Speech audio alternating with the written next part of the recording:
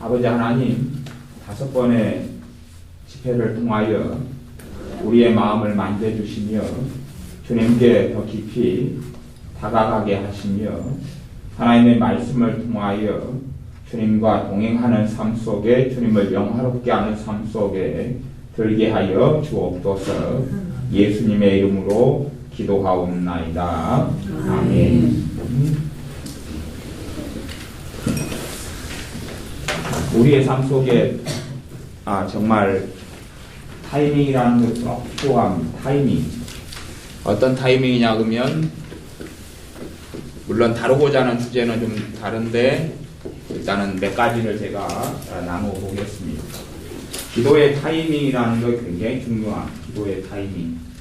사람들은 기도의 타이밍을 놓쳐버린 다음에 기도를 하는 경우가 꽤 많습니다. 그런데 기도의 타이밍이 놓쳐버린 다음에는 기도해도 응답을 받지 못합니다. 기도가 필요할 그때 해야지 지나버린 다음에 기도해가지고는 그 은혜를 주시고자 하는 것 아니면 그 문제의 해결이 10%나 20%나 아니면 그 이하밖에 안 돼요. 기차 같은 경우는 지나간 다음에 손 흔들면 세워주지 않잖아요. 기도 같은 경우도 반드시 기도의 타이밍이 있습니다. 기도를 꼭 해야 될 그 시점이 있어요. 그 시점을 놓쳐버린 다음에는 열매를 그렇게 거두지를 못합니다. 이게 사람들은 제가 사람들을 만나보면 기도의 타이밍을 놓친 다음에 기도하고 응답이 없고 하나님 왜 내 기도에 응답해 주지 않습니까? 그런 사람들을 좀 많이 봅니다. 기도의 타이밍이라는 것이 그러죠. 말씀에는 보증 서지 말라 그랬잖아요. 잠언에 여러 번에 걸쳐서. 그런데 그분이 이제 보증을 서요. 그리고 어려워진 다음에 보증을 섰던 걸 통하여 받았던 피해를 해결해달라고 기도를 해요. 그때 했어야. 그런데 주로 그것은 10년, 20년 그 굴레를 기도를 해도 바로 풀리지 않고 가지고 가야 됩니다. 또 결혼을 할 때에 주님이 인도하지 않는 사람과 결혼을 해버려요. 이미. 결혼을 해버린 다음에 결혼 생활을 놓고 기도해봐야 하나님께서 피할 길도 주시고 은혜도 주시고 응답도 주시지만 주님께서 인도하지 않는 사람과의 결혼을 통해서는 손해가 많고 피해도 굉장히 많은 것이에요. 그래서 기도에는 꼭 해야 될 타이밍이 있다. 그렇게 이야기하는 것입니다. 다시 이야기하면 주님께서 주님의 제자들에게 이 십자가의 골고다 언덕길을 가시기 전에 너희가 깨어있어 기도하라 그랬어요. 시험에 들지 않게 깨어있어 기도하라. 딱 정확히 그때에 제자들은 기도했어야 됩니다. 하지만 제자들은 그때를 놓쳐버린 다음에 시험에 들고 주님을 부인하고 배신했고 그것 때문에 고통을 겪었습니다. 그때를 벗어나버리면 그렇기 때문에 기도는 타이밍, 그때가 굉장히 중요합니다. 이제 그것까지는 이제 여러분이 때로는 알기도 하고 모르기도 하니까요. 기도의 타이밍 때가 필요하다. 그러면 단순하게 그렇게 생각하시면 좋겠어요. 내가 어떤 선택의 기로에서 선택을 내리지 말고 기도가 먼저 필요하다 그 말입니다. 선택의 상황과 때에서 기도를 먼저 어느 때까지요? 충분히 기도한다 하는 것이 충분히 기도한다. 선택의 상황에서 충분히 기도합니다. 실상은 우리는 나아갈 바를 알지 못합니다. 우리가 살던 곳에서 새로운 곳으로 이사를 간다고 쳐요. 이사를 가면 도대체 이 넓은 땅덩어리에서 내가 어느 곳, 어느 지역, 어느 아파트, 주택으로 이사 갈지 어떻게 알겠습니까? 나아갈 길을 알지 못합니다. 그리고 이사 갈 곳에 하나님께 응답을 받는 사람도 있지만 그런 경우는 아예 수천에 하나의 아주 드문 경우고 대부분의 경우는 어떤 곳을 이사 가라, 어느 지역으로 가라, 어느 아파트 몇 동 몇 호로 가라는 응답을 받지는 못합니다. 그냥 그런 인도는 받아요. 인도는. 그렇기 때문에 기도가 충분히 되어질 때에 순리적으로 어떤 아파트에 방문해 갔는데 그 아파트가 가격도 맞고 마음도 흡족하고 성령님께 주시는 평안도 있고 그래서 그 아파트를 계약하게 되거나 어떨 때는 정보지나 인터넷 사이트를 보았는데 어느 아파트가 눈에 확 꽂혀 들어왔는데 그리고 그게 가고 싶어지고 그리고 갔더니 하나님께서 인도하신 것과 맞아떨어져 가서 순리적으로 집을 얻게 되는 그런 식으로 양상이 주로 나타나는 것이지 그냥 응답이 와서 그것을 얻게 되는 그런 것은 아니다 그런 것이에요. 그래서 우리의 삶 속에 선택의 기록 가운데 기도에 충분히 어떤 상황과 일을 적셔야 됩니다. 기도를 충분히 그 상황과 일에 적셔야 됩니다. 또한 기도의 타이밍이 그런 것이 여러분이 기도해야 될 때를 스스로 압니다. 어떨 때 아냐 하면 여러분을 이렇게 건들면 내가 짜증이 나요. 건들면 신경질이 나요. 내 마음이 고갈돼 있어요. 지금 건들면 스트레스가 나고 건들면 신경질이 나요. 그 어떤 사람이 건들면 여러분이 쉽게 잘 알 수 있냐 하면 제3자들 말고요. 가족들, 형제들, 친척들, 가까운 사람들이 건드려 봐야지 알아요. 그런 사람들이 여러분에게 형제가 전화를 해요. 그러면 여러분의 마음이 울컥하고 짜증이 나고 여러분이 그 상태를 경험해 아시지요? 그러지요? 오늘도 그런 고갈 상태를 몇 번 거쳐보셨지요? 안 거쳐보셨습니까? 오늘은 그냥 충만해져가지고 평안해지고 누가 건드려도 내가 방어력이 있어가지고 별로 영향을 안 받고 그렇게 사셨는가요? 아니면 내가 좀 고갈돼 있구나. 그러면 누가 건드려서 무슨 말을 하면 내 입에서 나가는 말이 좋지가 않지요. 좀 삐딱하거나 사납거나 퉁명스럽거나 그런단 말이에요. 내가 고갈돼 있는 상태에 있을 때는 뭐 그런 상태에서 우리가 1시간을 기도한다든지 30분 한다든지 사실은 그렇게 되기는 어려워요. 실제로는요. 그래서 우리의 생활 속에 쉬지 말고 기도하라는 말씀처럼 기도의 흐름을 유지해야 되고 그래서 그런 상황에서는 느헤미야가 잠깐 동안 하늘의 하나님께 목도하고 기도했던 것처럼 그런 기도가 필요합니다. 주님을 향하고 바라보고 기도를 해서 주님으로부터 채움을 얻어야 됩니다. 여호와를 앙망하는 자는 새 힘을 얻으리니 독수리가 날개치며 올라감 같을 것이요. 그렇게 내가 힘이 부족할 때 신자의 삶은요 주님의 능력으로 살아가는 게 신자의 삶입니다.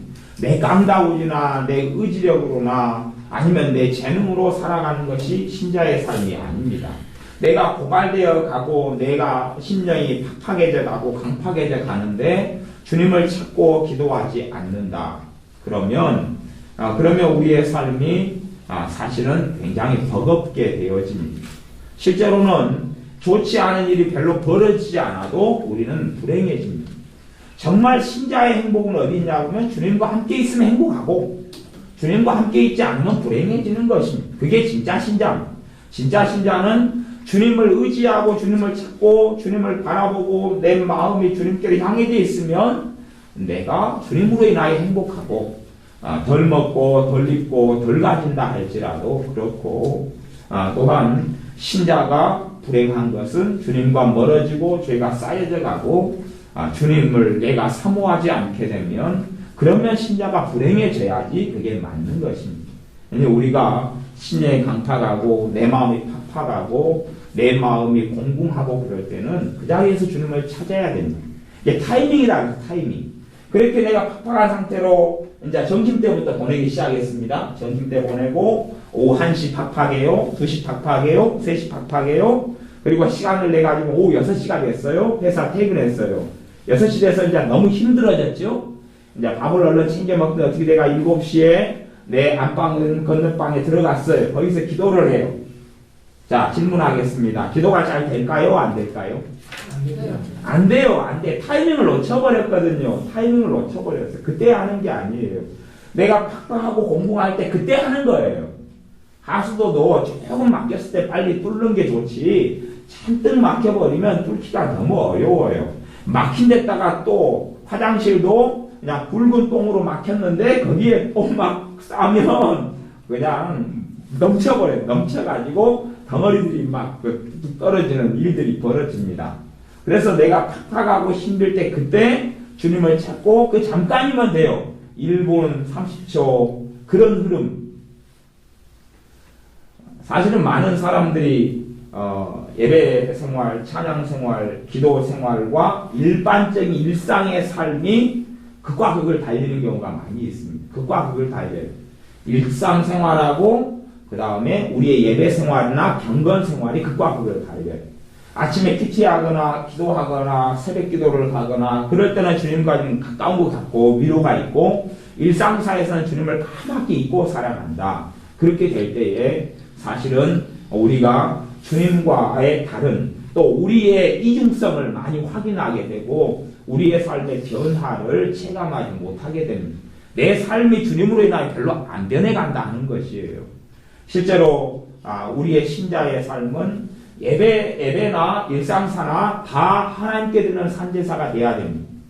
우리의 일상사도 주님과 함께하고 예배도 주님과 함께하고 그런 부분에 많은 차이가 없어야 됩니다. 우리가 사나 죽으나 주의 것이로다 했던 것처럼 우리의 삶의 자리가 주님께서 함께하는 자리, 내가 주님과 함께하는 자리가 돼야 돼요. 그 방법은 내가 일상사 속에서도 주님을 잊지 않고 찾는 것입니다. 내 마음 한쪽이 주님께 열려있는 것이. 여자분들은 이해를 좀 하실 겁니다. 남자는 좀 어려워요. 남자는 어떤 경향이 있냐 그러면 하나에 올인하는 경향이 있어요. 남자의 태어나는 본성이나 길 자체가 하나에 올인하는 경향이 있어요. 그럼 무슨 말이냐 그러면 남자들은 인터넷을 하면 창을 하나만 열어놓습니다. 인터넷을 하면 비유하자면 창을 하나만 열어놔요. 그래서 운전할 때는 무엇에만 신경 씁니까? 남자는요. 오직 운전만 앞에 나가는 길 도로 사정만 신경 쓰고 막 달려갑니다. 그렇게 하는데 여자들은 창을 한꺼번에 여러 개 열어놨습니다. 여자 운전자가 문제가 되는 것은 그런 것이에요. 운전할 때에 도로도 보지만 내 창이 하나 열려서 이제 남편이 있다면 남편 창이 하나가 열려 있어요. 그러죠?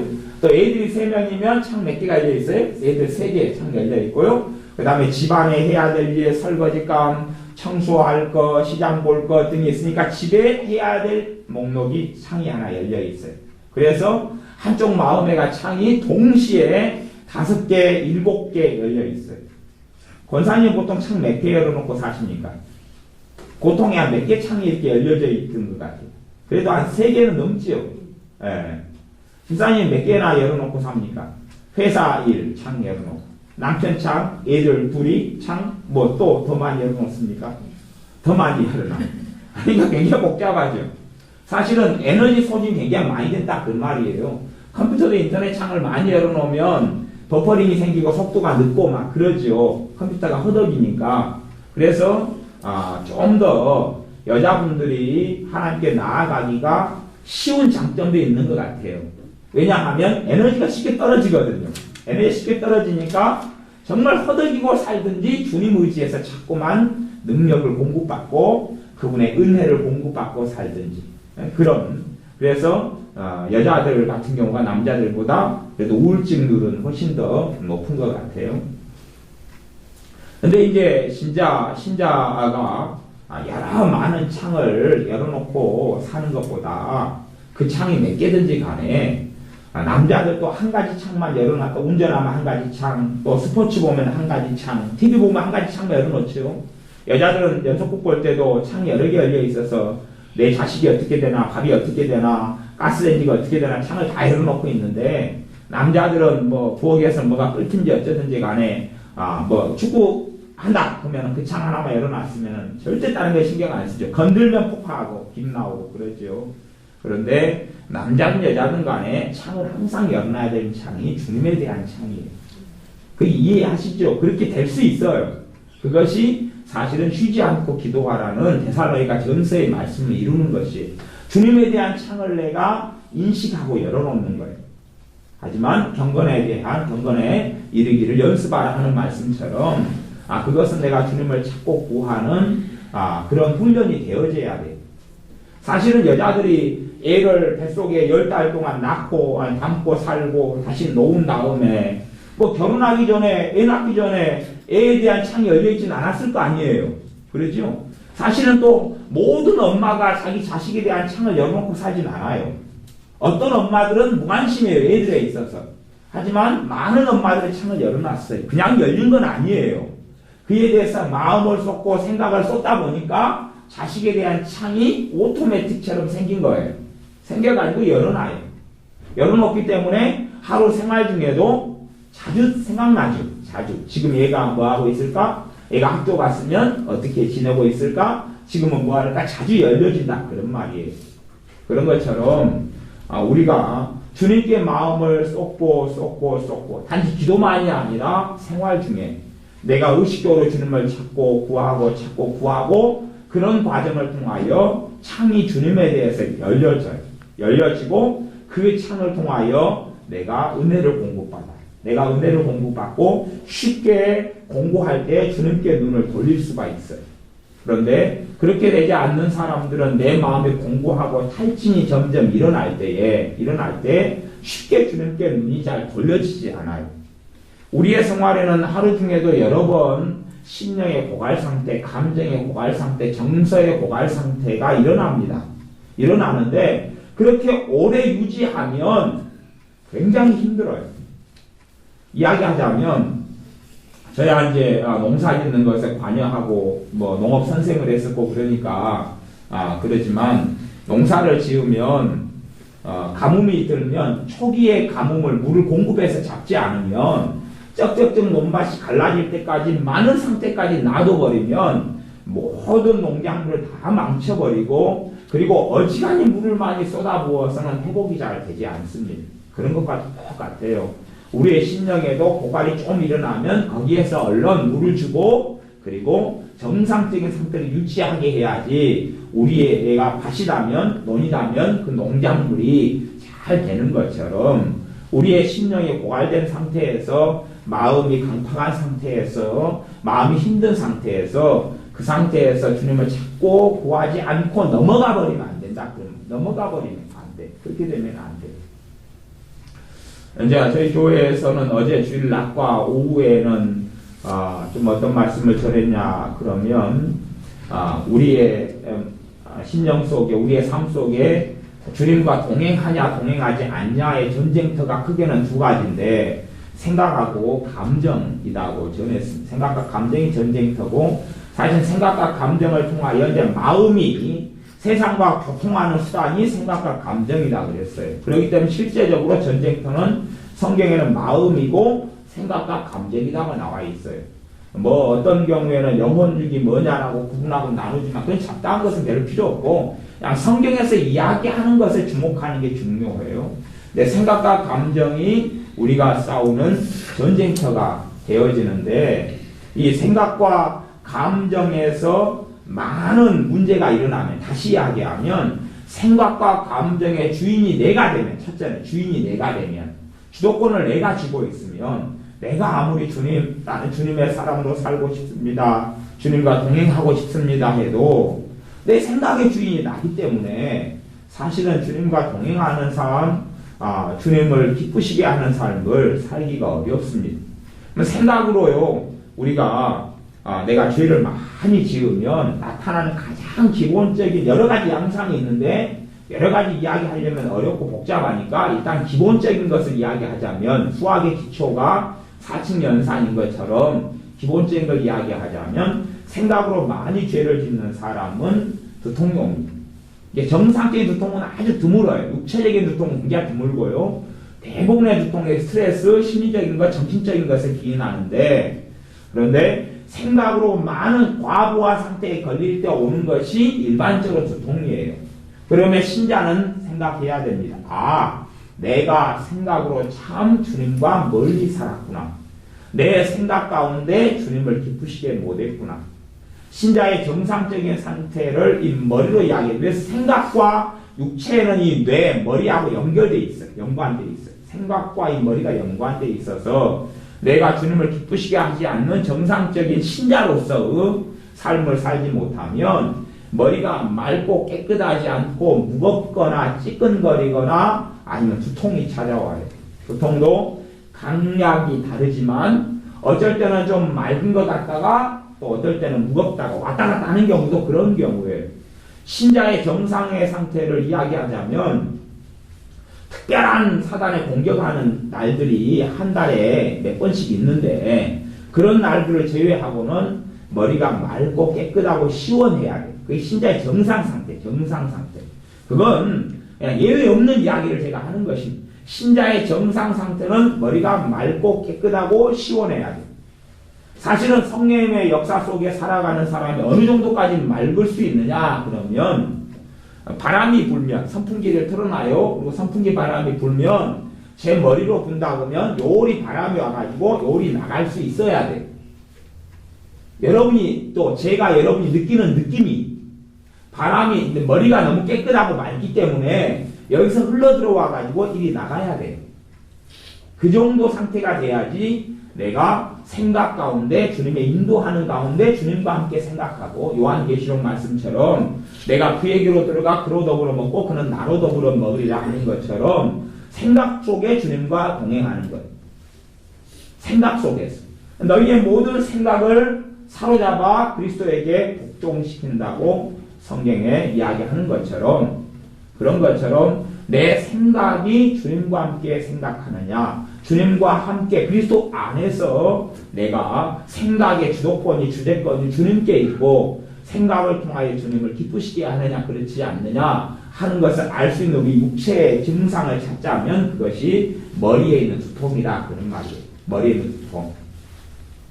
그렇기 때문에 생각으로 지은 죄들을 회개를 많이 하면 저는 그냥 오랜 세월 동안 기도원 사역 또 말씀을 가르치고 하면서 항상 체험하잖아요. 생각으로 지은 대로 회개하면 10명에 9명 이상이 그냥 열에 10이라고까지는 이야기 안 하겠어요. 열에 9명 이상이 두통이 사라지죠. 그죠? 생각으로 지은 대로 회개하면 사라져요. 하지만 자기가 무슨 생각으로 죄를 지었는지를 못 찾아내면 두통이 잘 안 사라지죠. 그런 건 이제 자신을 돌아보아야 되는 심각한 문제가 되지만 생각으로 지은 죄를 회개하면 회개할수록 그리고 생각의 주도권을 주님께 넘겨드리면 넘겨줄수록 점점 두통의 강도가 약해져 가고 사라져 갑니다.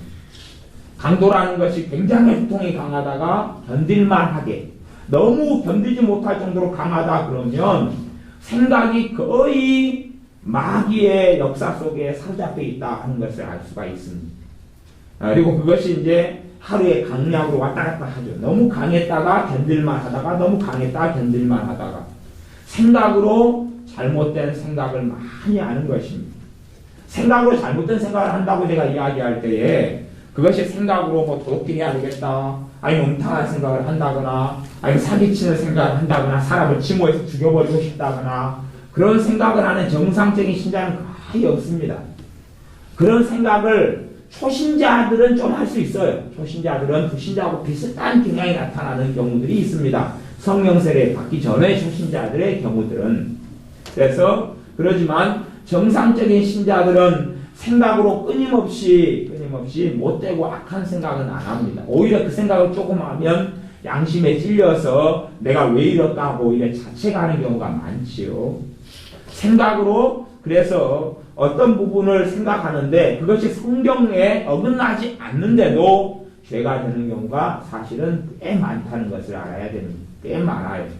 내가 성경에 어긋나지 않는데 어긋나는데 죄가 되는 것도 있고 아무리 어긋나지 않아도 사실은 기도가 주님과의 고통이 없는 가운데 주님의 역사 속에 은혜 속에서 생각하지 않는 것들이 사실은 문제가 되어집니다. 생각의 주인이 누구니까요? 나니까. 생각의 주인이 나니까. 우리는 고백하잖아요. 예수님, 주님은 나의 주님이십니다. 그러잖아요. 주님이십니다. 그런데 생각의 주도권은 내가 다 쥐고 있어요. 사실 우리가 살아가면서 생각하고 살아가고 크게는 두 가지로 살아가는 거예요. 내가 느끼고 생각하고 느끼고 생각하고 살아가고. 외로우니까 외로움을 달래려고 움직이잖아요. 허전하니까 밥을 먹거나 허전하니까 전화를 걸거나 허전함이 찾아오니까 친구와 만나거나 허전함이 찾아오니까 뭔 일을 하죠. 외롭고 쓸쓸하니까 바바리 코트를 입고 시내를 나간다거나 그런 감정이 오니까 움직이지요. 사실은 감정의 주인도 실제로 내가 대부분 되어서 살아가요. 생각의 주인도 내가 되어 살아가요. 생각과 감정을 통해서 마음속에 쌓이는데 마음의 주인도 그런 면에서는 내가 주도권을 쥐고 있기 때문에 주님과 동행하며 주님을 정말 영화롭게 한다는 것은 그렇게 간단하거나 쉬운 문제가 되지는 않습니다. 그래서 여러분이 생각으로 지은 죄, 생각 가운데 주님께서 주님 되어 달라고 구하며 기도하며 주님과 함께 생각하는 경건에 있는 연습 속에 들어가야 됩니다. 그렇기 때문에 제가 여러분이 그것을 알아주셨으면 좋겠어요. 좀 우스갯소리 같은 이야기인데요. 지혜는 크게 여러 종류의 지혜들이 있습니다. 그 중에서 이제 지혜 말씀의 은사, 성경의 9가지 은사 중에 지혜 말씀의 은사라는 게 있고, 그거 말고 이제 그 다음에 솔로몬의 지혜가 있어요. 근데 솔로몬의 지혜는 성경에 보면 솔로몬 같은 지혜는 다시 안 준다 그랬어요. 다시 안 준다 그랬어요. 어떤 부모는 하나님 아버지 내 아들에게 내 딸에게 솔로몬 같은 지혜를 주십시오. 그렇게 기도하는 사람이 있어요. 그것은 뭐냐면 내 아들 내 딸이 저주받게 해주십시오. 그거랑 비슷한 거예요. 그걸 무슨 기도를 하는지도 모르는 사람들이 꽤 많이 있어요. 솔로몬의 지혜는 뭐냐면 하나님께 솔로몬에게 지혜를 주셨어요. 그러니까 솔로몬이 지혜를 받아가지고 하나님과 관계없이 그 지혜를 사용하고 살아가요. 다시 이야기하면 아빠가 자기 아들에게 오토바이를 사줬어요. 사주니까 오토바이를 지 마음대로 운전하고 살다가 교통사고가 죽어버린 거예요. 그것과 똑같이 솔로몬의 지혜는 하나님께 솔로몬에게 지혜를 주셨어요. 그러니까 솔로몬이 지혜의 주인이 자기가 돼가지고 마음대로 썼어요. 잠언에는 너희가 지혜를 구하라고 잠언 1장부터 31장까지 나와. 그건 솔로몬의 지혜하고 달라요. 달라서요. 하나님으로부터는 지혜. 하나님으로부터는 지혜. 물론 잠언의 지혜의 중심은 누가 계시냐 그러면 예수 그리스도 주님이 계셔요. 잠언의 지혜로 하나님의 태초의 천지를 그 지혜는 예수님이 되셔요. 그렇기 때문에 잠언의 신비는 예수님에 대한 이야기가 잠언의 전체의 신비예요. 그게 정말 놀라운 것이 잠언이기도 합니다. 어찌됐든 지혜를 너희가 구하고 지혜를 받으라 그랬는데 하나님이 준 지혜의 특성은 있어요. 사실은 하나님이 준 지혜의 특성은 뭐냐면 내가 주님과 함께 있으면 지혜가 돌아가요. 그리고 주님과 함께 생각하지 않고 거하지 않으면 지혜가 안 돌아가요. 그렇기 때문에 많은 신자들이 하나님께 지혜를 달라고 말씀을 순종해서 기도하고 하나님으로부터 지혜가 와요. 오는데 평생 30년을 신앙생활 하는데 지혜가 나타나지 않아요. 사람들은 하나님께 그렇게 물어요. 하나님 왜 지혜를 달라고 기도했는데 지혜를 주지 않습니까? 그래요. 그런데 주님과 함께 거하면서 그 지혜를 써야지 주님의 지혜가 작용을 해요. 그렇기 때문에 제가 종종 강조하는 것이 방언 기도를 이렇게 하면서 생각을 하라 그래요. 방언 기도를 하면서 생각을 하라 그러고 기도의 흐름을 유지하면서 마음으로 주님 앞에서 포함되어 주님 앞에서 서서 생각을 하라 그래요. 그러면 하나님의 지혜가 작동을 해요. 하나님 신 지혜 작동하고 아이디어가 떠오르고 그리고 어떻게 일을 풀어갈까를 알 수가 있어요. 하나님의 사람들의 특성은 지혜가 있습니다. 미련한 자를 들어서 지혜로운 자를 멸시하고 무너뜨린다고 했어요. 왜요? 미련한 자를 하나님이 더 지혜롭게 하시니까 그래요. 하지만 하나님의 지혜의 특성은 솔로몬처럼 줘가지고 자기 마음대로 쓸 수 있는 게 아니고 주님 앞에서 그하고 주님과 함께 있으면 뭐가 돌아가고요? 지혜가 돌아가고요. 주님과 멀어지면 지혜가 안 돌아가는 것이 하나님이 준 지혜의 특성이에요. 그 지혜, 그런 면에서는 그 지혜의 말씀의 은사계열하고는 틀려요. 은사계열은 틀려요. 솔직한 이야기로 은사는요, 주님과 멀어져도 작동해요. 주님과 멀어져도 작동해요. 병 고치는 은사, 주님과 멀어져도 예수의 이름으로 고치면 작동해요. 방언 은사, 내가 주님과 멀어져도 방언 돼요, 안 돼요? 받아가지고 되잖아요. 방언 은사 얼마든지 할 수 있어요. 심지어 어떤 사람이 예수님을 부인하고, 완전히 점쟁이가 됐어요. 점쟁이가 됐는데, 옛날에 교회 집사였어요. 점쟁이가 됐어요. 근데 자기 입에서 옛날에 봤던 왜 그런지는 몰라도 방언이 그대로 있어요. 그러니까 그 사람이 하는 이야기가 그래요. 이 잡것이 아직도 내 입에서 안 떠난다고. 참, 미치고 환장하고 볼딱 뛸 일이죠. 근데 그렇게 주님과 멀어져도 은사는 작용하는 부분이 있어요. 좀 신비, 은사에 대해 이야기하려면 신비가 꽤 많고 이야기할 것이 굉장히 많아요. 근데 그거 말고 지혜를 이야기하면 하나님께 구해서 온 지혜는 어떨 때요? 주님과 함께 거하고 주님과 함께 마음을 열고 있을 때에 그 지혜가 작동을 해요. 그렇기 때문에 우리의 삶 속에 기도하는 가운데 생각을 하는 게 좋아요. 생각을 해요. 그 다음 여러분의 삶 속에 다 고갈되기 전에 뭐 해야 된다고요? 기도해야 된다 그랬어요. 고갈되기 전에 기도해야 된다 그랬어요. 내가 마음의 심령이 퍽퍽해지면 그때 주님을 찾아야 될 때가 그때라고 그랬어요. 그걸 놓쳐버리면 2배, 3배, 5배, 10배로 시간을 보내야 돼요. 자, 또 하나는 제가 지금 이제 생각 이야기했지요. 이제 오늘의 지금 핵심은 그건 아닌데 일단은 여러분에게 필요할 것 같아서 지금 말씀을 전하는 겁니다.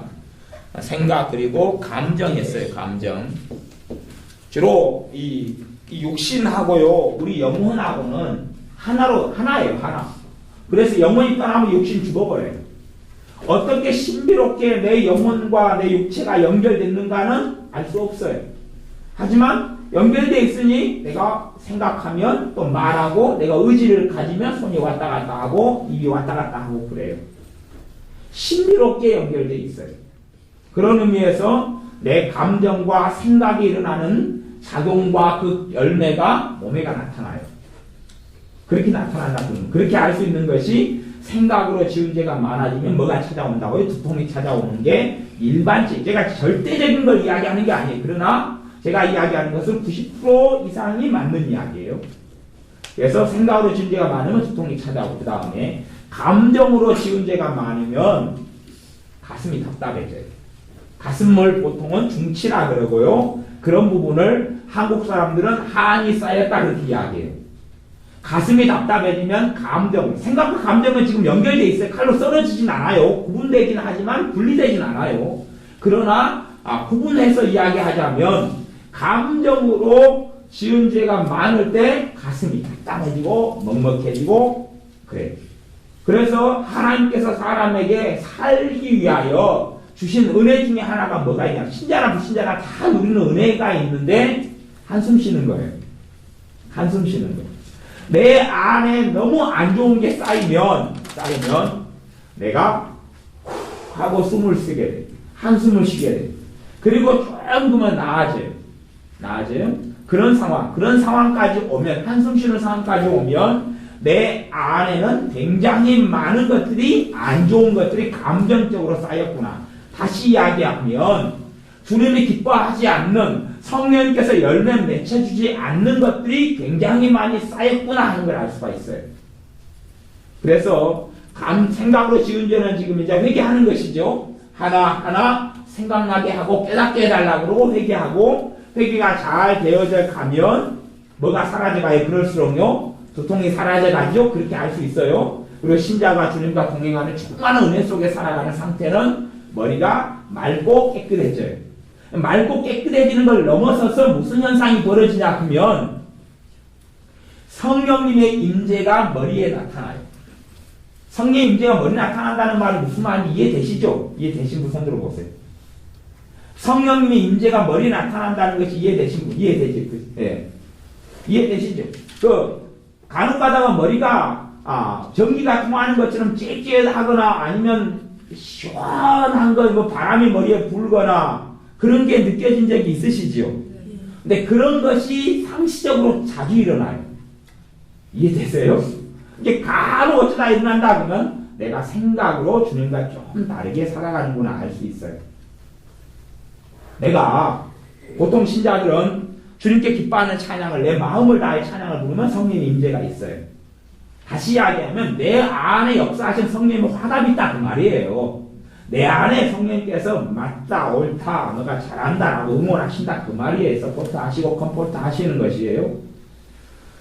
내가 주님의 말씀 아니면 내가 어떤 생각을 해요. 주님 마음에 맞는 생각을 하면 성령이 역사하세요.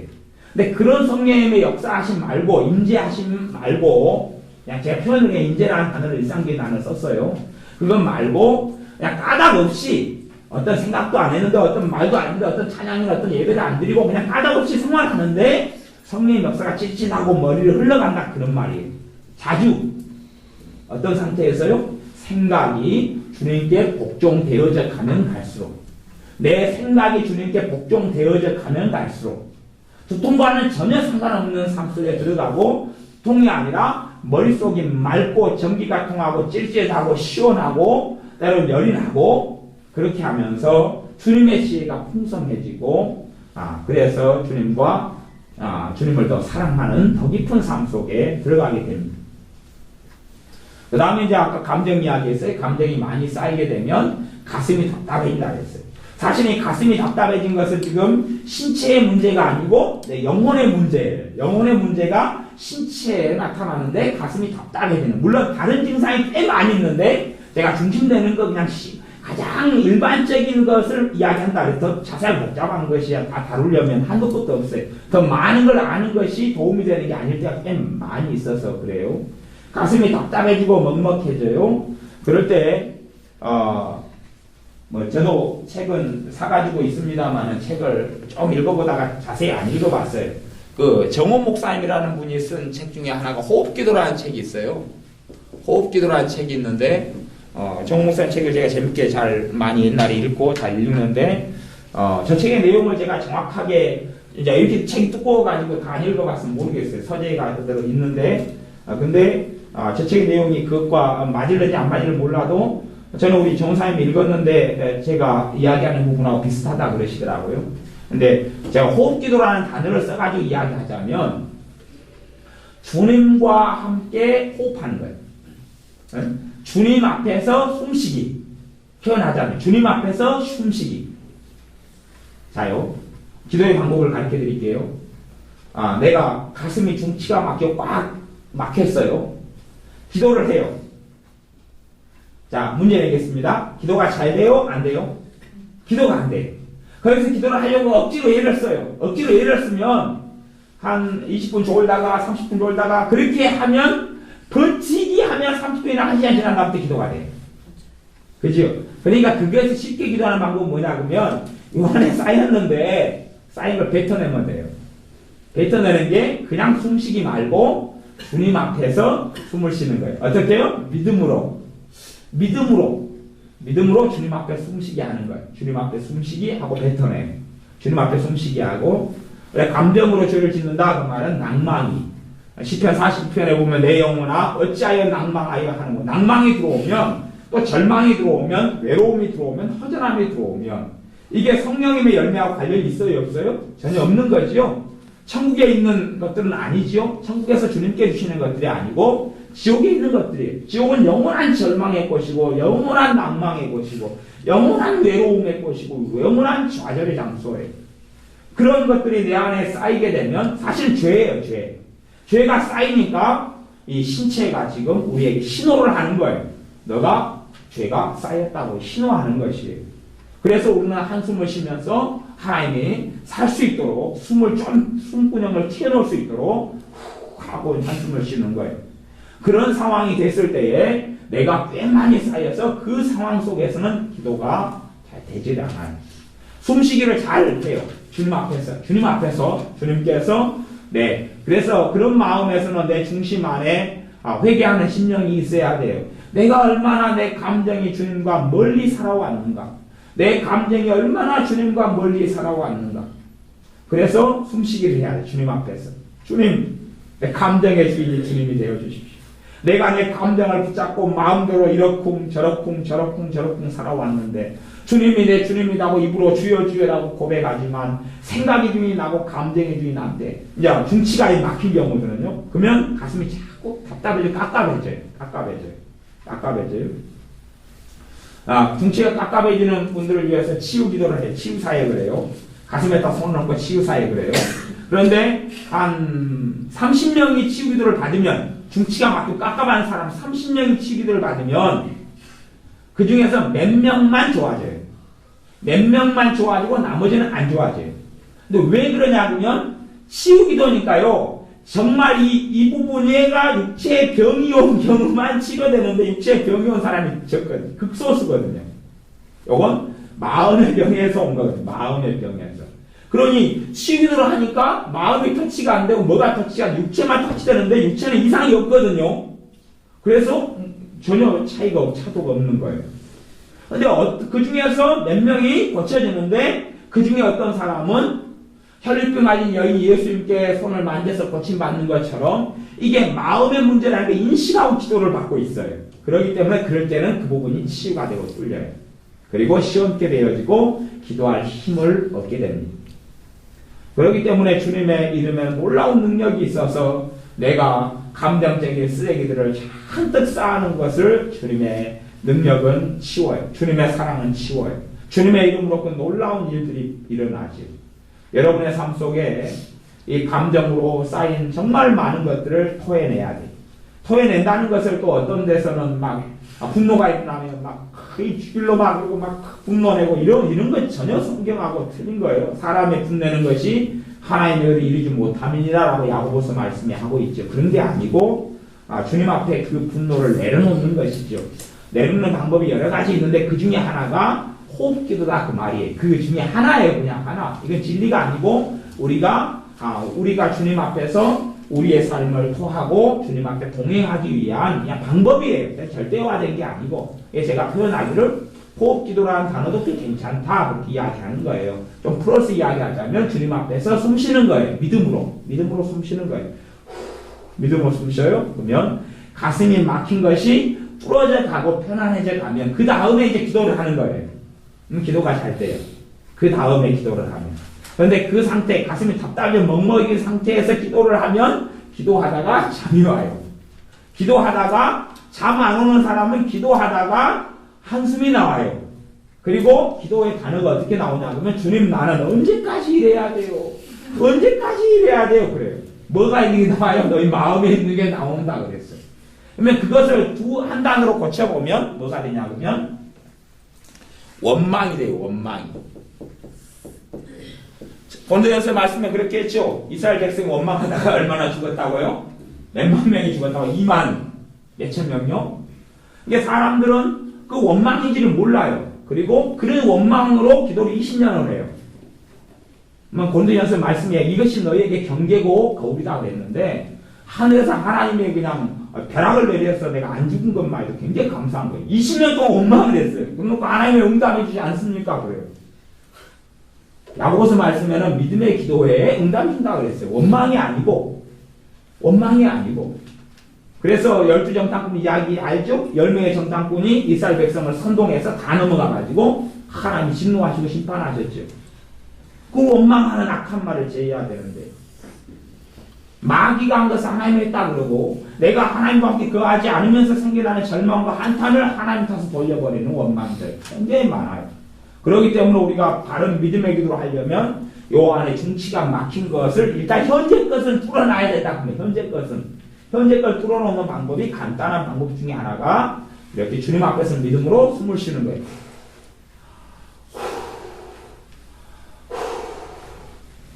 그리고 내가 믿음을 사용하면 사용할수록 가슴이 좀 더 시원해지고 대신에 너무 막혀버린 경우는 하수도 너무 막히면 전문적인 것을 사용해야 돼. 뚫어뻥이라든지 뭐 있잖아요. 그런 거요. 그런 걸 막 펑펑펑 부어놔가지고 전문적으로 사용해야 되지. 너무 막혀서 그 정도도 안 된다 그러면 기도를 받는 게 최고 좋아요. 믿음으로 기도를 받는 게 좋아요. 그리고 뚫어야 돼요. 그런데 중심은 뭐냐 하면 감정으로 내가 참 많이 살았다. 감정적으로 내가 너무 많이 살았다. 신자의 삶은 감정적으로 사는 게 아니라 믿음으로 사는 거예요. 신자의 삶은 믿음으로 사는 거예요. 믿음을 통하여 주님께서 나와 함께 하시고 믿음을 통하여 그리스도께서 너희 안에 계시게 하옵시고 에베소서 바울의 기도에 그렇게 나왔어요. 신자의 삶은 믿음으로 사는 삶이에요. 신자의 삶은 믿음으로 사는 삶. 그래서 감정으로 내가 주인 돼가지고 살아가면 그리고 주님 내 감정은 노 터치하지 마세요. 건들지 마세요. 상관하지 마세요. 사실 신자의 삶이 주님과 동행하지 못해요. 사람들은 주님과 함께 살기를 원합니다. 경건한 신자들 또 주님을 닮아가기 원하는 신자들. 하지만 가장 중요한 게 이 생각과 감정이 주님이 주인 되셔야 되는데 이건 다 알지 못하고 무시하고 이렇게 살아가고 자기 생각대로 살아가면서 자기 열심으로 살아가면서 주님을 기쁘시게 하려고 그래요. 그건 무슨 일을 하냐면 옛날 사도 바울이 사울이었을 때 자기 열심이 특심해서 하나님 영화롭게 하려고 교회를 핍박하고 잔멸시키려고 했어요. 그런 것처럼 잘못된 곳으로 달려가요. 왜냐하면 자기 열심, 자기 특심, 자기 감정으로. 엘리야 선지자가 하나님의 능력으로 무장했지만 자기 특심으로 가득하니까 결론은 하나님 나 죽고 싶어요. 이제 만족해요. 나 죽고 싶어요. 죽여주세요. 한 오뎀나무 아래에서 한탄이 나올 수밖에 없었어요. 그리고 하나님을 만난 다음에야 자기 열심, 자기 특심이 아니라 그렇게 제2의 사역을 시작하고 엘리 사선지자를 세우며 왕들을 세우고 그리고 선지 학교를 세우고 새로운 하나님의 일을 시작합니다. 자기 열심, 자기 특심이 하나님의 영광을 이루지 못해요. 주님이 주신 열심과 주님이 주신 열망과 열정, 주님이 준 감정들, 우리의 감정들이 깨끗하게 되어져야 해요. 우리의 감정들이. 사실은 뭐 요즘 갈수록 애언은사를 받았다는 사람도 많고 애언 운동도 있고 막 애언이 뭐라고 많이 있어요. 그런데 애언은사를 주님께로부터 왔다고 가정한다 그래도 애언들이 사실은 많이 깨끗하지도 못하고 추접하고 더러운 게 꽤 많이 있어요. 왜냐하면 하나님으로부터 100% 맞는 애언이 와도요, 내가 내 감정과 생각이 내가 시궁창이면 깨끗한 주님께로부터 생수 같은 애언이 와서 내 시궁창을 통과해가지고 섞여버려요. 무슨 물로요? 더러운 시궁창 물로요. 그래 그것을 이제 꾹 하고 토해놓는 것이 애언이란 말이에요. 토해놔요. 그러니 이제 불매 그 안에 생수가 들었는데요, 몇 붓으로 섞였는지 내 상태에 따라서. 내가 녹슨 파이프면 녹슨 파이프를 통하여 생수가 흘러나가가지고 나오니까 녹물이 나와요. 아무것도 먹을 게 없으면 녹물이라도 먹어야지 살지요. 하지만 녹물 먹어서 장기적으로 먹으면 병 들어간다는 건 당연한 거 아니에요. 그런 것처럼 내 자신이 깨끗하지 못한 상태, 내 생각이 감정이 그렇지 못한 상태에서 실제로는 성령님으로부터 은사를 받는 사람이 많이 있어요. 그리고 그 은사가 훼손되고 더러워지고 자기 열심으로 사용하며 자기 영광을 위해 사용하고 주님을 영광롭게 하지 못하는 일들도 많이 있죠. 그렇기 때문에 초신자가 아무리 은사를 많이 받고 해도 주님을 섬기하고 알아가는 사람, 초신자에게 일을 맡기지 말라 그랬죠. 하나님이 시키지 말라고 하는 것이 하나님의 말씀이에요. 왜 그러냐 하면 아직은 지저분하거든요. 아직은 세속화가 가득하거든요. 생각과 감정, 가치관이 다 세상적인 것이거든요. 아직은 변화의 시작이나 아직 변화의 시작도 안 걸어갔고 주님의 조공들도 아직 안 걸어갔거든요. 말씀을 통하여 아직 깨끗하게 되지 않았거든요. 그리고 물론 어떠한 신자라고 말하는 사람들은 주님으로 인하여 가치관이 변하고 생각이 변하고 마음이 변하고 삶이 변하는 것에 관심이 없기도 해요. 하지만 정말 신자는 거기에 마음을 쏟습니다. 여기까지는 여러분이 이제 필요한 것 같아서 말씀을 나누었고 오늘 이제 부터 말씀을 나누게 될 주제는 신자의 표대라는 것입니다. 신자의 표대.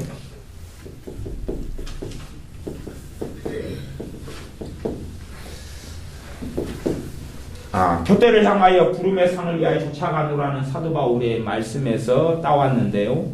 신자가 가져야 될 중심적인 가치와 목적이 무엇이냐 그런 것이에요. 오늘 이제 첫 번째는 그걸 다루겠습니다.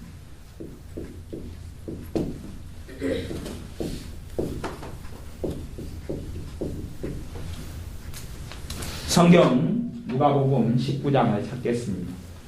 오늘 다루어야 할 것은 영혼 구원에 대한 것입니다. 누가복음 19장을 찾습니다.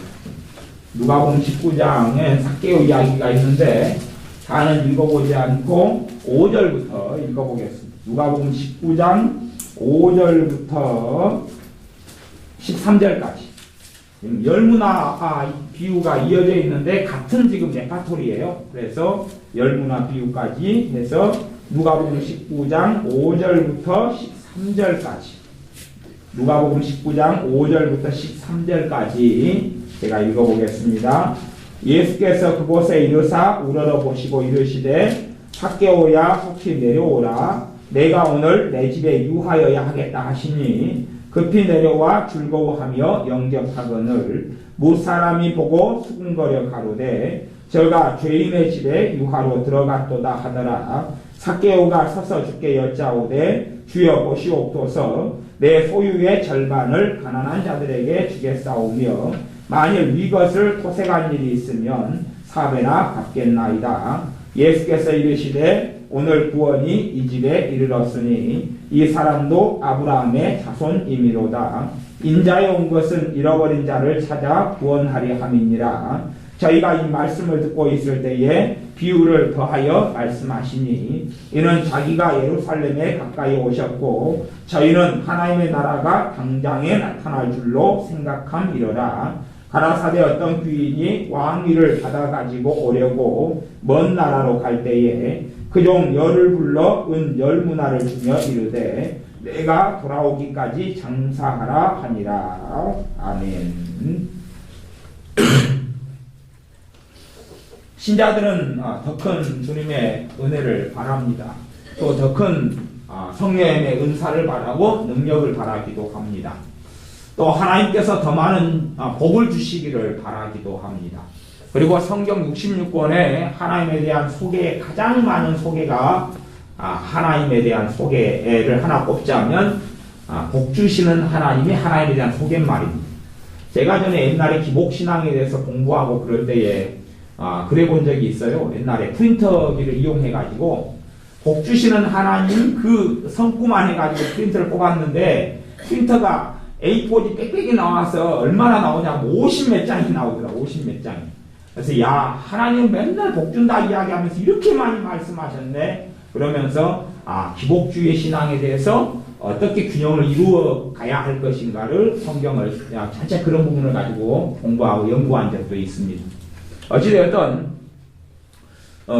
우리 신자가 살아야 될 중심을 뭘 가지느냐 하는 것이, 신자가 복을 하나님이 주셔서 받으면 그 이유가 무엇이냐, 신자가 이 땅을 살아나가는데 그 이유가 무엇이냐, 신자가 직장생활을 하는데 그 이유가 무엇이냐, 신자가 가정을 꾸리는데 그 이유가 무엇이냐, 신자가 하나님께 건강을 달라고 기도하는데 그 이유가 무엇이냐 하는 것입니다. 사실은 그것이 갈수록 하나님의 자녀들의 삶 속에 사라져 버렸는데 그것은 영혼 구원이라는 것입니다. 그것을 옛날 아이 토리 목사님이 쓴 책 제목으로 하자면 구령의 열정이다. 구령의 열정, 영혼 구원의 열정, 영혼 구원의 열정. 주님께서 하신 말씀은 내가 온 것은 잃어버린 자를 찾아 구원하려 함이로다. 내가 온 것은 잃어버린 자를 찾아 구원하려 함이로다. 사실은 우리가 이것을 잃어버리면 신자로서 빛이 되고 소금이 될 아무 이유가 없습니다. 많은 사람들은 잃어버린 영혼에 대한 구령의 열정을 잃어버립니다.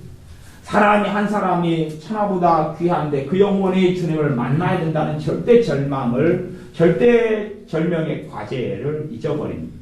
신자를 부르신 이유가, 제자를 삼으시고 부르신 이유가 천하 만민에게 다니며 복음을 전파하라.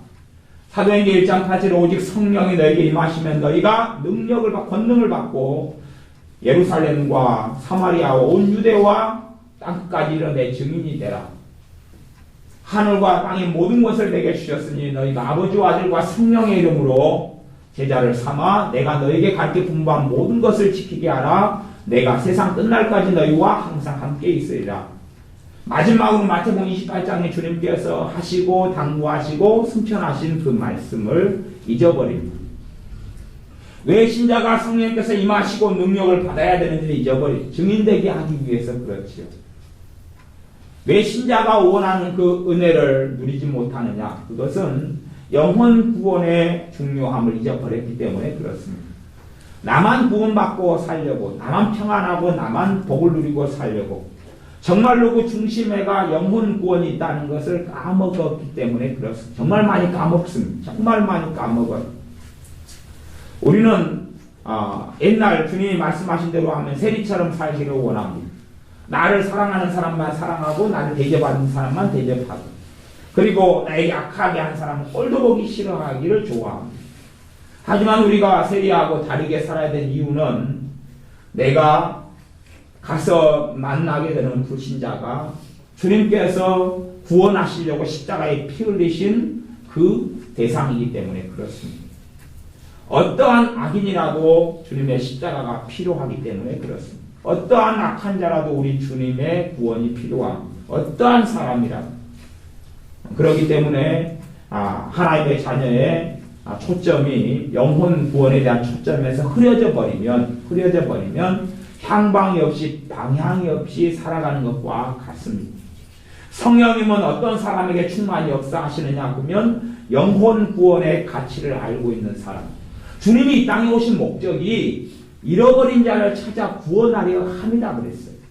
잃어버린 자를 구원하려 하신 게 주님의 최고의 가치였어요. 그게 하나님의 뜻을 이 땅에 이루는 거였어요.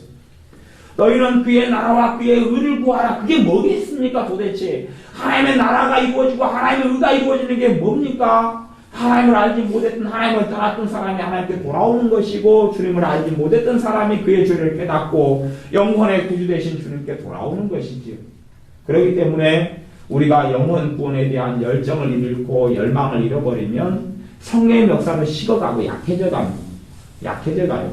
성령 충만할 때는 사실 우리가 다 희열에 사로잡히고 기쁨에 감격이 또 많아집니다. 하지만 그 성령 충만이 시간이 흘러가면서 사라지죠. 그 기쁨이 사라지고 그 평강이 사라지고 그 은혜가 사라져갑니다. 그리고 우리는 말합니다. 성령 충만한 그 기쁨과 평강과 은혜가 사라지는 게 정상이다. 아니 정상이 아니라 주님께서 그것을 주신 이유와 목적을 내가 상실했기 때문에 그렇습니다. 너가 능력을 받아서 그걸로 뭐 할래? 너의 명성이야, 너의 명예냐? 너가 병 고치는 은사를 받아서 너가 뭐 할래? 많은 사람은 병 고치는 은사를 구하고 애언 은사를 구하지만 그것으로 뭐 할래? 그랬을 때에 자기 자존감을 높이고 인정받으려 하고 높아지려 합니다.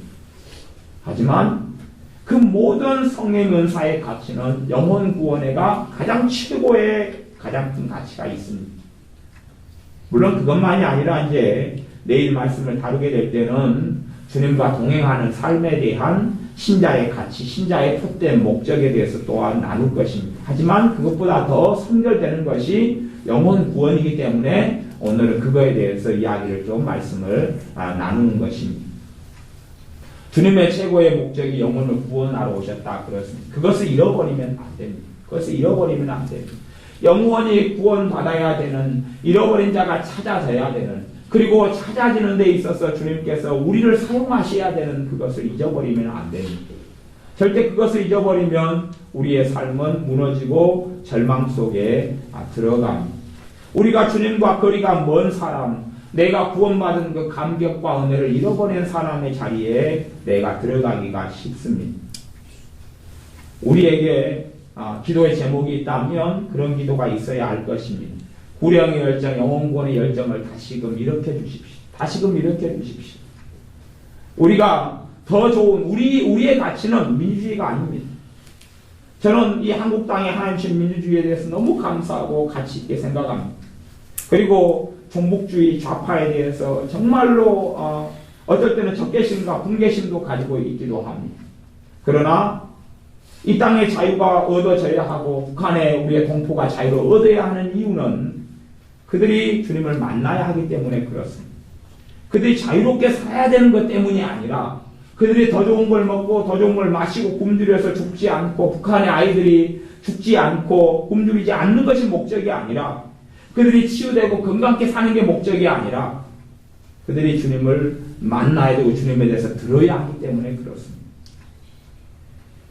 탈북자들이 북송되어 가고 또 얼마가 되었는지는 몰라도 그 비참함과 비극, 죽음을 사형을 앞둔 그 비극 속에 살아가면서 그게 절망스럽고 기도가 되고 한탄이 되는 이유는 그들의 영혼 때문에 그런 것입니다.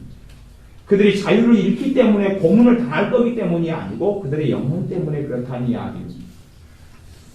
우리의 삶 속에 우리 주변에 불신자들이 있습니다. 물론 가족에 대한 전도나 가족의 구원은 쉽지 않습니다. 그럼에도 불구하고 우리의 가족, 우리의 형제, 우리의 이웃으로 내게 불신자가 있는 이유는 그들에 대한 복음을 전할 복음의 증인이 우리이기 때문에 그렇습니다.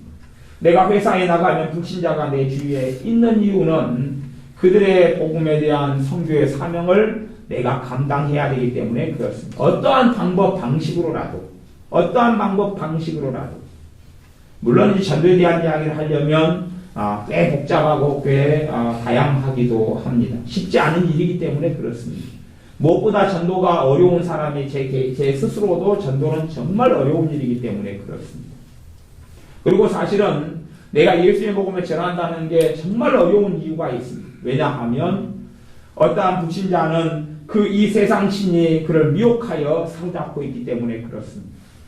영광의 왕 되신 주님을 알지 못하게 사로잡고 있기 때문에 내가 단지 예수님을 믿으십시오. 예수님께 돌아오십시오. 예수님이 당신들을 위해 죽으셨으니 인생과 삶을 변화시키는 주님께 돌아오셔서 주님과 함께 사십시오. 라고 내가 전한다 해도 그들은 받아들이지 않을 것입니다. 왜냐하면 어떤 영혼이 주님께 돌아오기 위해서는 기도가 없이는 돌아오지 않습니다. 기도가 없이는 그를 미혹하고 그를 속이고 있는 악한 영을 처리를 할 수 없습니다. 그렇기 때문에 잃어버린 영혼을 위해서 내가 충분한 기도 없이 복음을 전하게 되면 그 사람에게도 열매를 맺지 못할 뿐만 아니라 우리가 해를 당할 경우가 많습니다. 해를 당하게 되면 복음에 대한 열정을 잃어버리게 됩니다. 상처를 받게 돼요. 상처를. 예수님을 전했는데 예수님을 모독하고 내게 상처를 주고 비수를 찔러대는 말들을 듣게 되고 모욕을 듣게 됩니다. 그리고 복음에 대한 열정을 잃어버립니다. 영혼 구원에 대한 열정을 잃어버립니다. 그렇게 사단은 역사하는 것입니다. 우리가 사람을 놓고 복음을 전하기 위해서 할 때는 반드시 충분한 기도를 해야 충분한 기도. 충분한 기도 가운데. 우리가 어떤 사람을 위해서 어떤 사람이 전도를 했어요. 제가 어떤 남자를 만나서 한순간에 그 영혼을 그 사람들 전혀 알지 못하고 전도를 했는데 주님을 그 사람이 바로 영접하고 믿었어요. 그리고 정말 고맙다고 식사라도 함께 대접하고 싶다고 그러더라고요. 근데 그 이유는 그분을 위해서 그분의 아내 되는 분이 10년간 기도했기 때문에 그랬어요. 남편의 영혼을 놓고 10년 동안 기도했기 때문에 사실은 제가 열매를 거둔 것처럼 보이지만 사실은 아내가 거둔 열매인 것이 물론 주님이 거둔 열매이지만 기도가 누가 했든지 간에 쌓인 사람을 위해서 복음을 전할 때는 쉽게 열매를 맺어요. 그건 우리의 열매는 아니에요. 주님의 열매. 그리고 평균적으로 어떠한 한 사람이 주님께 돌아오는 데는 복음에 대해서 수십 번의 복음을 들어야지 돌아온다는 게 통계 자료가 있어요. 통계 자료가. 그러니까 우리가 한번 전하는 것은 주님께 한번 돌아오는데 있는 계단. 하나의 징검다리예요. 징검다리가 시냇물이 한 100m 냇가가 있고 징검다리가 100m의 돌이 놓여져 있다면 징검다리 돌을 하나 밟았는데 다 건넜다 그러지는 않을 거 아니에요. 20개, 30개가 있으면 그 돌을 다 밟아야지 그 시냇가를 건너가는 것처럼 복음을 내가 한번 전하면 하나의 징검다리를 놓는 것이 그게 마지막 징검다리가 되면 주님을 만나게 되고 주님께 돌아오겠지만 첫 번째 징검다리일 수도 있어요. 첫 번째 징검다리면 훨씬 광파하고 완화할 수 있어요. 그렇기 때문에 우리가 복음을 전하며 해를 입지 않으려면 그 영혼을 위한 충분한 기도를 해야 돼요. 충분한 기도가 선결돼야 돼요. 특별히 가족은 더 그렇습니다. 우리의 삶 속에 주님께 영혼 구원에 대한 열정을 살려달라고 꼭 기도해야 됩니다. 그 표대의 그 방향성을 잃어버리면 사실 우리가 사는 이유를 잃어버린 것과 같습니다. 내가 예수를 믿고 만나서 구원 얻은 그 은혜를 누리고 내가 앞으로 이제 왜 더 사느냐, 왜 내게 남은 인생이 30년이 있고 50년이 있고 40년이 있느냐, 10년이 있느냐, 주님의 증인되는 삶 때문에 그렇고 잃어버린 영혼 때문에 그렇습니다. 서로 내가 아무리 복음을 전해도 내 남은 생애 동안에 아무도 예수님을 안 믿게 된다 할지라도 그건 징검다리를 놓았던 것이에요. 징검다리를. 그리고 그에 대해서도 주님께서 참으로 영혼 구원에 애쓰고 왔다고 칭찬하실 것입니다. 사람들은 하나의 과정이나 하나의 어떤 수단과 목적을 전도시켜버리는 경우가 많습니다. 전도시켜버리는 건 많아요. 하지만 우리의 중심이 바르게 잘 잡혀 있어야 됩니다. 이제는 마지막 시대의 종착역을 우리가 살고 있습니다. 종착역을 살고 있어서 주님이 언제 오실런지도 잘 알기 어렵고 하지만 말세의 징조들이 하나씩 이루어지는 것을 봅니다. 하지만 그런 것을 목도하고 보고 세계가 환란 속에 들어가고 때로는 미국이 붕괴되고 이란과 또 이스라엘의 전쟁이 3차 대전이 일어날 준비가 되어지고 여러 가지가 된다 해도 그리고 경제가 어려워지고 지진이 일어나고 일본이 무너지고 막 하는 많은 일이 일어난다 해도 그러한 현상과 일들 속에서 우리가 보아야 할 것은 잃어버린 영혼입니다. 그에 대한 관심을 가지고 있어야 합니다. 제가 누가복음 19장을 본 이유는 그렇습니다. 사람들이 11절에 보면 주님께서 무엇 때문에 열 문화의 비유를 하시냐 그러면 이는 자기가 예루살렘에 가까이 오셨어요. 예수님이 가까이 오시니까 저희는 다른 사람들이 어떻게 생각하냐 그러면 하나님 나라가 당장에 나타날 줄로 생각해요. 주님이 당장 재림할 줄로 생각했다 그 말이에요. 다시 이야기하면 이 땅에 지금 표현하자면 그렇지만 당장 그 땅이 다 없어지고 새하늘과 새 땅이 도래할 걸로 생각했다 그런 말이에요. 물론 지금은 이때 이후로 2000년이 흘렀기 때문에 주님께서 오실 때는 정말 가깝습니다. 그러나 주님께서 뭘 말씀하시냐 그러면 12절 13절을 이야기하시는 것이 달란트 비유, 문화 비유를 통해서 하시는 말씀이 그겁니다. 가라사대 어떤 귀인이 왕위를 받아가지고 오려고 먼 나라로 갈 때, 먼 나라로 갔다는 이야기 시간이 오래 걸린다는 이야기죠. 물론 그 시간은 이제는 거의 다 지나갔습니다. 13절 그 종 열을 불러 열 문화를 주며 이르되 내가 돌아오기까지 놀라고요? 장사하라고. 내가 돌아올 때까지 장사하라.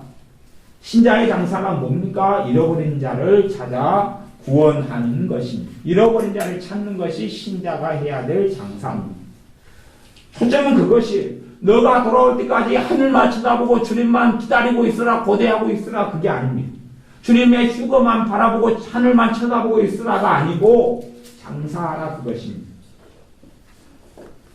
사람이 주님께 받은 달란트로 주님께 받은 문화로 영혼을 구원하라는 것입니다. 내가 가진 재능과 내가 가진 학식과 내가 가진 지위와 내가 가진 위치와 내가 가진 돈과 내가 가진 명예와 내가 가진 명성을 통하여 잃어버린 영혼을 구원하는 그 가치, 그 표대, 그 목적을 가지고 살라는 이야기. 그렇게 살다가 주님 만나라는 이야기입니다. 그렇게 살다가 주님 만나라는 이야기입니다.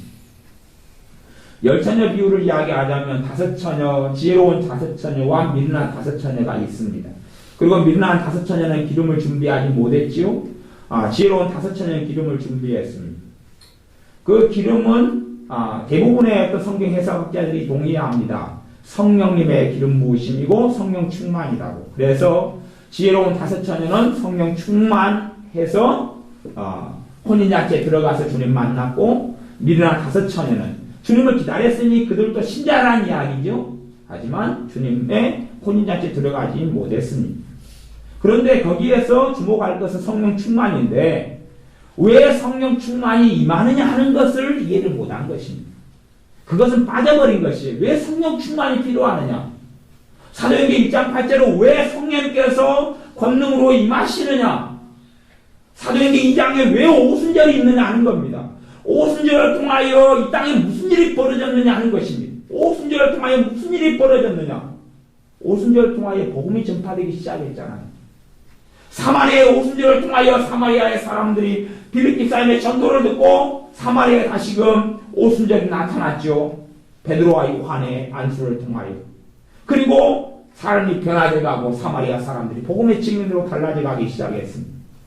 사도행전 19장에 너희가 믿을 때 성령을 받았느냐? 에베소서 12명의 에베소 교회 12명의 사람들에게 사도 바울이 묻습니다. 그리고 복음을 전하고 다시 안수함에 성령이 임하셔서 에베소의 교회에 오순절이 일어납니다. 그 다음에 무슨 일이 벌어졌습니까? 에베소 교회가 주님의 증인된 12명의 주님의 증인으로 능력 있게 복음을 전하고 살았다는 이야기입니다. 성령 충만의 이유가 복음의 전파에 있고 복음의 증인되는 것이 있다는 것을 잊지 말아야 됩니다. 그의 나라와 그의 의를 구하는 게 여러 가지 복잡한 해석을 할 수 있지만 가장 단순한 해석은 주님의 증인으로 사는 것이 잃어버린 영혼을 구원하고 찾는 것이 그걸 잃어버리면 그걸 잃어버리고 내 안락에 초점을 맞추고 내 편안함에 맞추고 내 복지에 맞춘다면 나는 주님하고는 점점점 피트가 어그러진 길을 걸어가게 됩니다. 점점 주님과 멀어질 때에 우리의 증상이 있어요.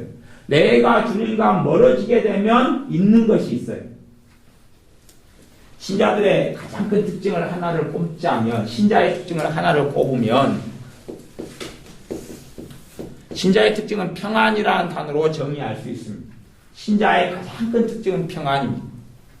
물론 사랑이기도 합니다. 그런데 사랑은 원체 왜곡되고 표현이 좀 복잡하고 그리고 사람들이 이해를 하지 못하는 영역이 많아서 제가 사랑보다는 평안을 가지고 설명하기를 좋아합니다. 주님께서 내가 너에게 평안을 주노라 그 평안은 세상이 주는 것 같이 아니하다 말씀하십니다. 돈으로 얻는 평안이 아니고 집으로 얻는 평안이 아니고 차로 얻는 평안이 아니고 아파트로 얻는 평안이 아닙니다.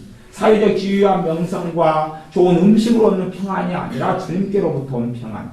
그래서 성령의 열매 가운데 사랑과 희락과 화평은 영어로는 peace라 그러는데 화평을 다른 말로 평강, 평안이라 그럽니다.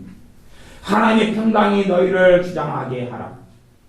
평강 가운데 너희를 부르셨느니라 하는 하나님의 평강이죠. 신자가 주님과 가까이 있으면 누구의 평강이 있습니까? 주님의 평강, 하나님의 평강이 있습니다. 주님과 멀어지면 뭐가 없죠? 평강이 잃어갑니다. 주님과 멀어지면 평강이 잃어갑니다. 평강이 잃어가면 무엇이 나타납니까? 초조가 나타나고 불안이 나타나고 낙심이 나타나고 좌절이 나타나고 근심이 나타나고 절망이 나타나고 한숨이 나타납니다. 비관이 나타나고 우울함이 나타납니다. 하루 중에도 우리는 왔다 갔다 할 것이 주님과 가까웠다가 멀어졌다 가까웠다가 멀어졌다 가까웠다가 멀어졌다가 그래서 그것을 옛날에 저희 어머니께서 요시빙통을 한다 그랬습니다. 칠랑이 팔랑이 한다 그러기도 했습니다. 일관성이 없다고 말이지요. 그러니까 저한테 제가 요시빙통 한다니 욕을 자주 얻어먹었습니다.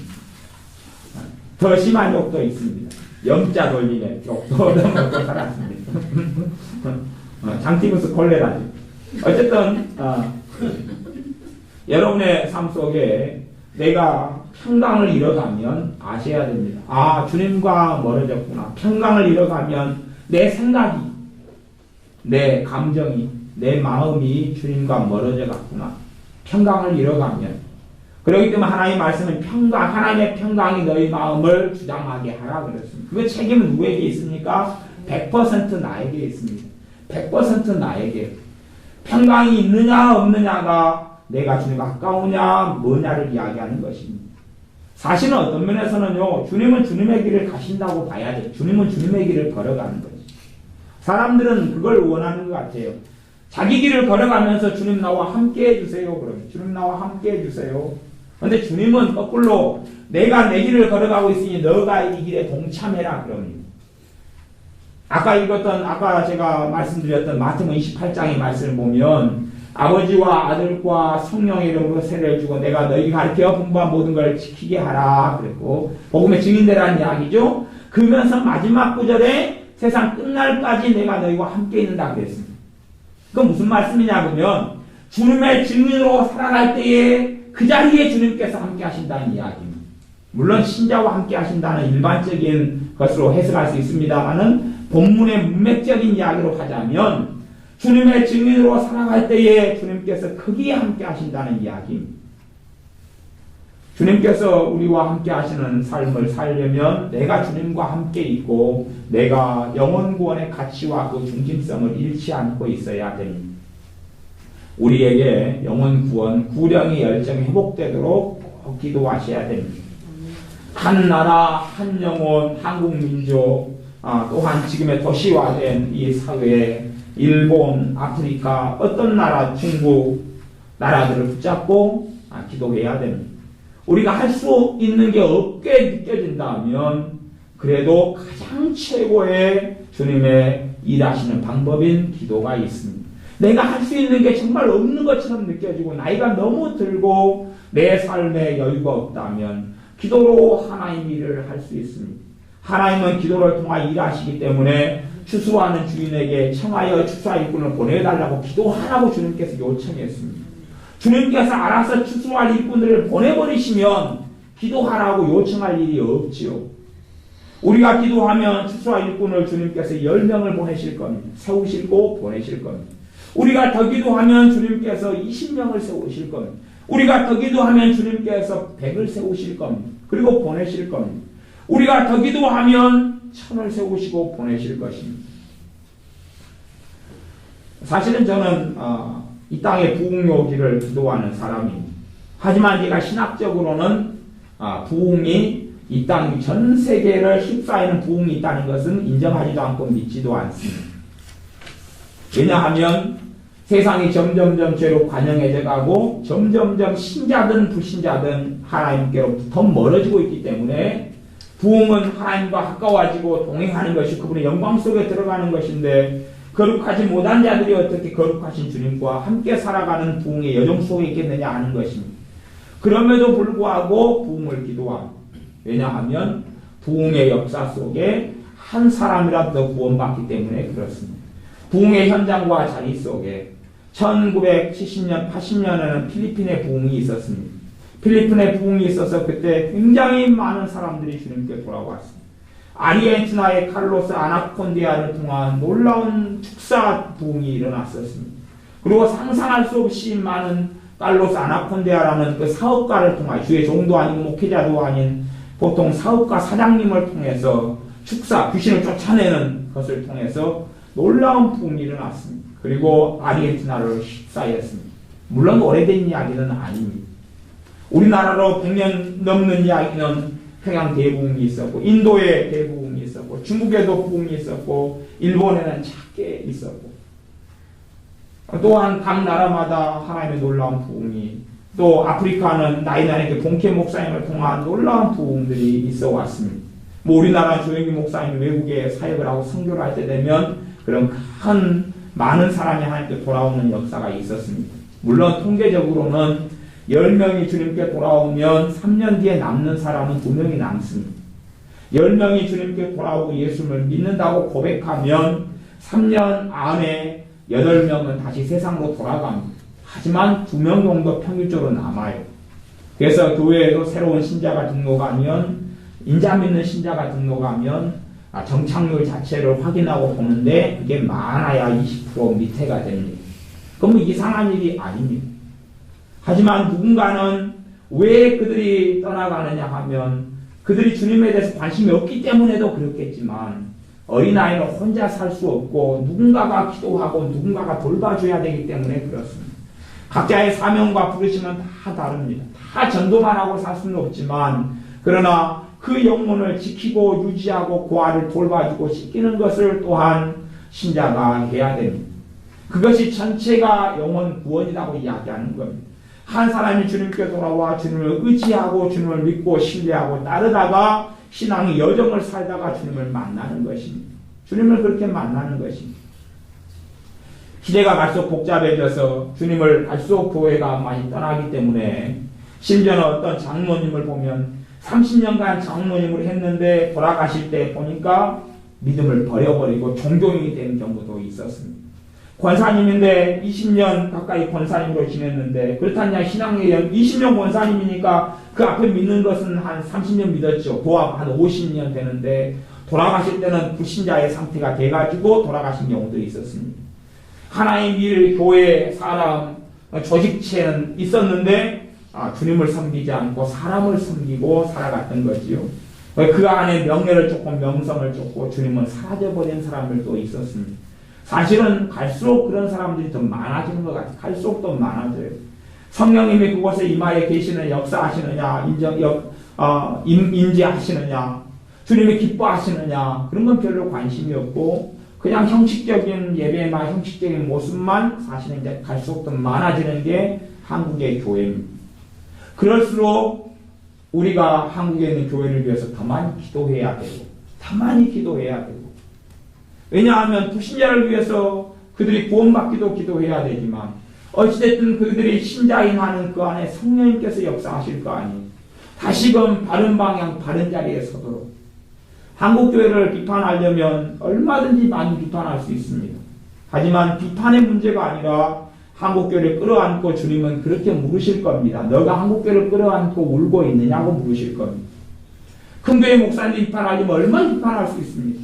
아니면 공산당식으로 해서 제 스스로를 자아비판, 목사인 저 스스로를 자아비판한다면 아마 10시간도 할 수 있을 것입니다.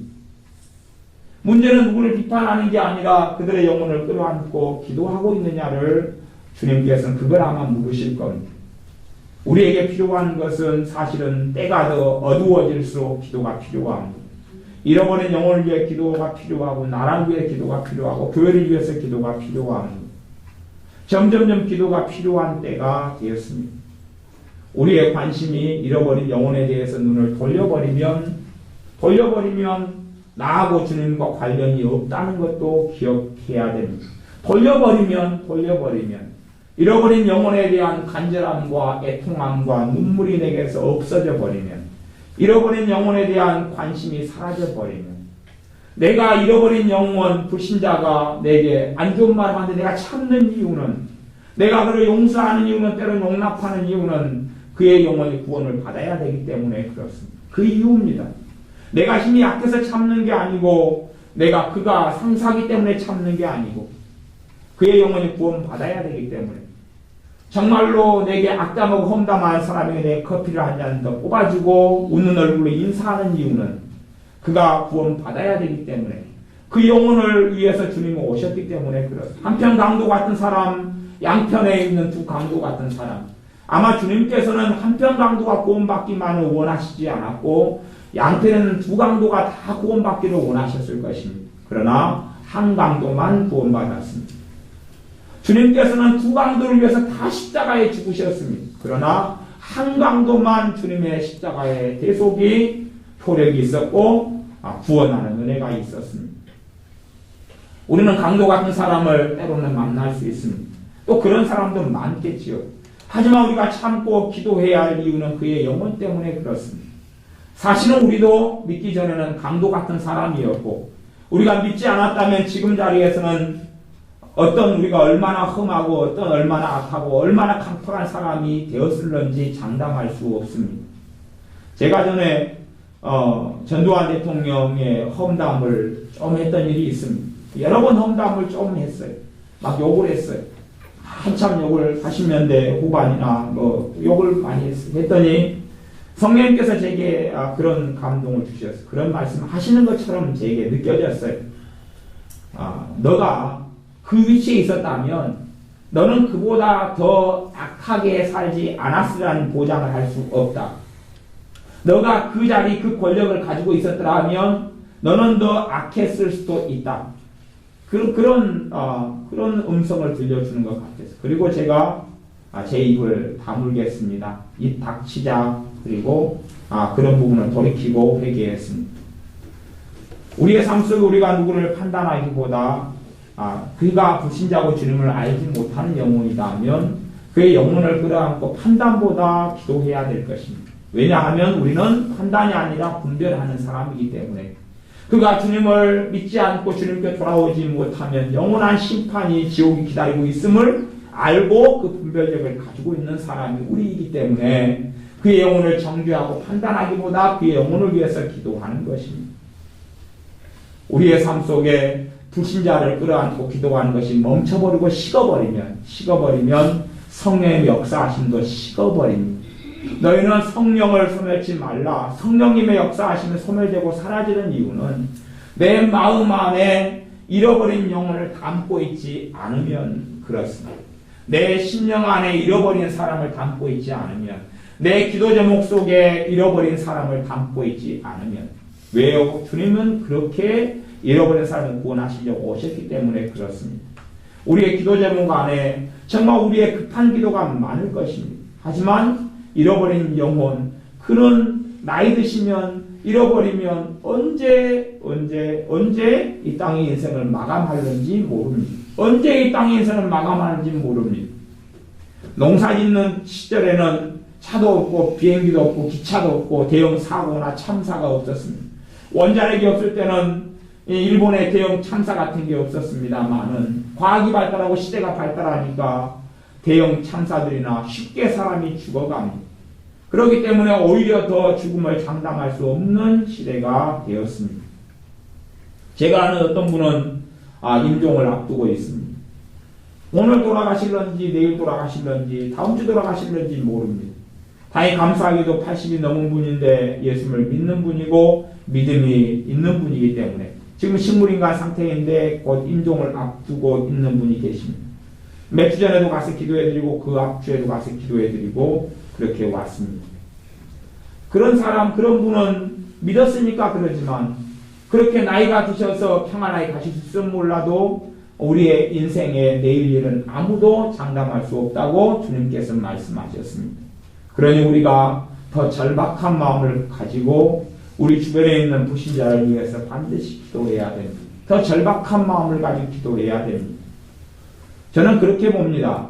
이번에 탈북자들이 다시 잡혀서 북송되느냐 안 되느냐의 문제로 이슈가 되고 탤런트들이 또 데모하고 또 어떤 국회의원은 단식을 하고 쓰러지고 이런 일을 통해서 주님께서 그들의 북한의 영혼들을 구원하시려고 기도를 모으시고 있는 과정과 여정으로 봅니다.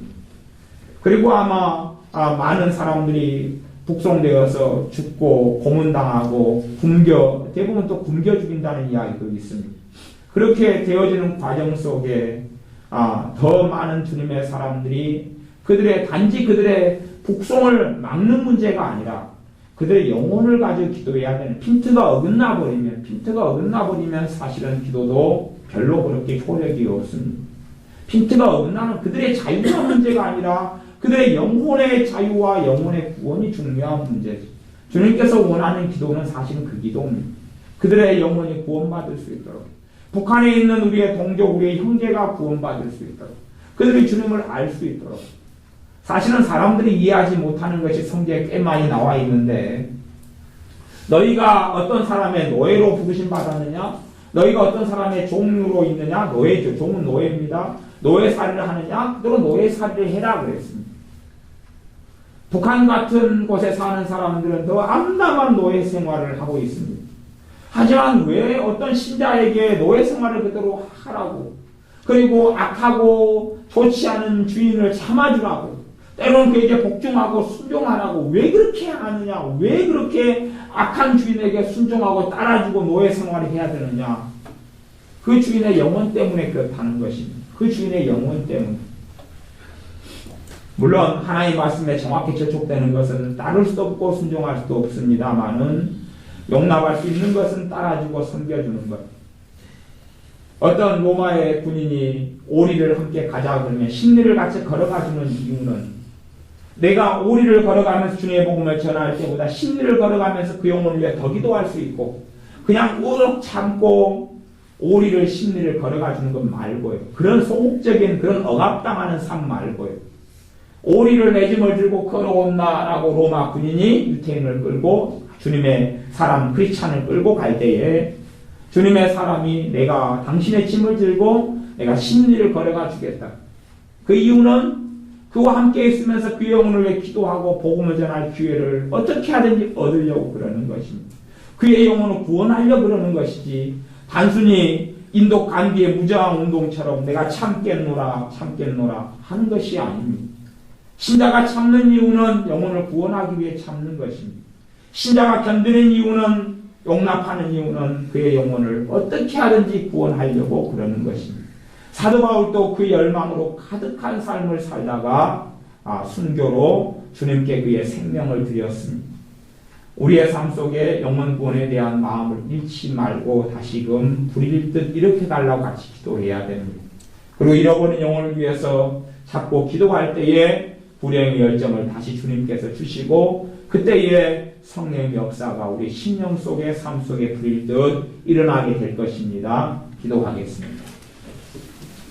아버지 하나님, 한국교회가 과거에 기도가 많던 나라에서 지금 기도가 식어져 버린 이유가, 또한 지금은 상대적으로 기도가 다른 나라보다 많긴 하지만 기도를 통해서 놀라운 주님의 은혜의 역사, 부흥의 역사가 없는 이유는 기도가 이제 영혼 구원에서 자기의 복지로 자기가 잘 먹고 잘 사는 것으로 기도의 목적이 방향이 바꾸어져 버렸기 때문인 것을 고백하며 우리의 죄임을 알고 회개합니다. 우리가 잃어버린 영혼을 가슴에 품지 않았습니다. 잃어버린 영혼을 위해서 탄식하며 울부짖으며 기도하지 않았습니다. 아무런 영혼에 대한 관심이 없습니다. 주님께서 잃어버린 자를 찾아 구원하러 오셨다고 말씀하시며 이 동네 저 동네로 다니시며 복음을 증거하시고 복음을 전하기 위하여 병을 고치고 귀신을 쫓아내고 행하셨음에도 불구하고 주님께서 또한 지금은 주님의 사람들과 함께 행하여 그 일을 계속하기를 원하심에도 불구하고 우리가 무관심하게 살아왔습니다. 이제는 우리가 한 영혼을 구원하기 위하여 3년도 기도하고 10년도 기도하는 주님의 자녀들이 되게 하여 주옵소서. 가장 중요한 게 내가 좀 못 먹고 내가 좀 못 마시고 내가 좀 상처를 받더라도 잃어버린 자를 구원하는 게 가장 큰 주님의 뜻임을 기억하고 그 뜻에 따라 순종하며 살게 하여 주옵소서. 예수님의 이름으로 기도하옵나이다. 아멘.